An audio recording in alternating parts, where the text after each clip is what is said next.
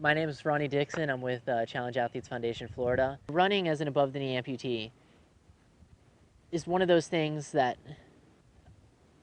for my first few years as an amputee, really seemed out of reach. You get used to walking with a prosthetic leg, but to a certain extent, you get comfortable walking on it, and you can walk fast, but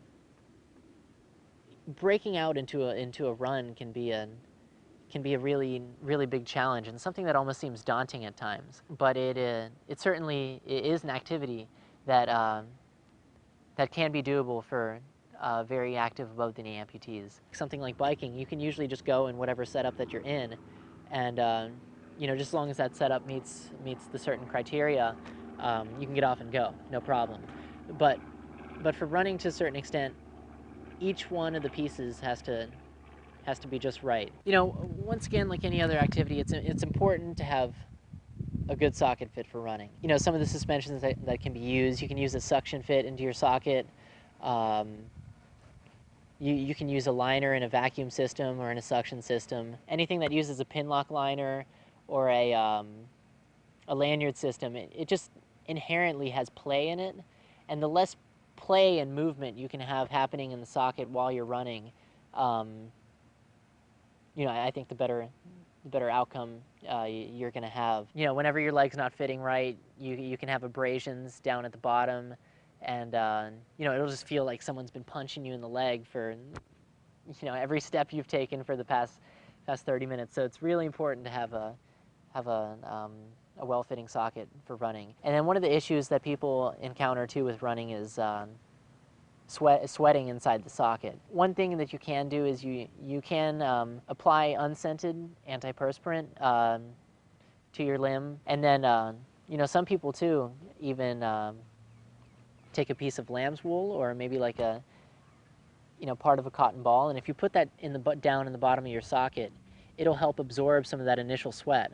So not even so much talking about the socket. Obviously the socket has to fit well. That's always a main criteria. But you have to have a knee that's going to be able to keep up with the speed of the activity. A knee like an Autobach 3R95 or a Total Knee 2100 seem to be the two preferred choices. But you can run in your everyday prosthesis with a normal foot. You don't need a special running foot to run. The running foot, it's great at distance running and at sprinting, but if you're going to do something like just go play pickup basketball with friends, having a normal prosthetic foot gives you a better base of support. You can pivot off it, you can turn, and I think it works better for those applications than a running foot would. A running foot's really only good at doing one thing, and that's running. With a normal prosthetic foot, it's designed to where it has a heel and a toe lever. Right. So you hit the heel compresses, you come into mid stance, and the foot's flat, and then you come into terminal stance,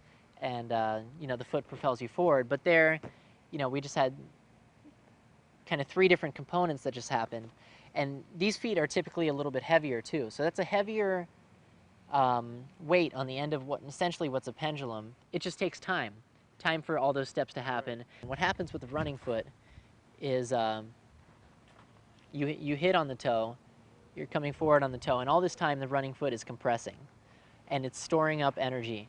And right here, when you're about to go forward and swing this leg, it releases all the energy and helps propel you forward. So right here, we just have one continuous movement into where energy is being stored and released. The running foot is also lighter too, so it's less weight to swing through. So essentially, with an above-the-knee amputation, you're cutting straight through the thigh.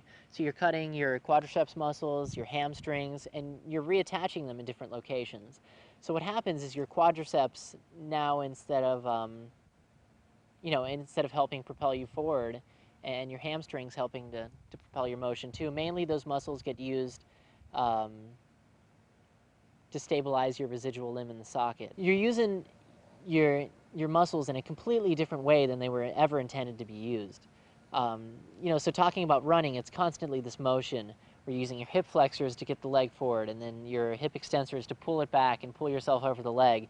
And it can be one of those things that's really, really exhausting at first. Just going out for, what would be a 5-minute jog and leave you completely burnt out. But it's one of those things, once you build them up and once they do get to a certain point, you know, you kind of always have the backup. So I can go out for a 3-mile run, you know, while I'm training, or I can not run for 2 months and go out for a 3-mile run now, just because my body knows what it feels like, and it's been through all those changes. One of the most important things when you're starting to run is not getting yourself hurt in the process. You know, soccer fields or even something like a golf course is an ideal situation because the grass it's trimmed in such a way to where it's really short, and it's not going to interfere with the way your prosthesis works or with the running motion. But you can take a spill and not beat yourself up doing it. Like if you take a spill on concrete, you're going to scrape up your palm or your elbow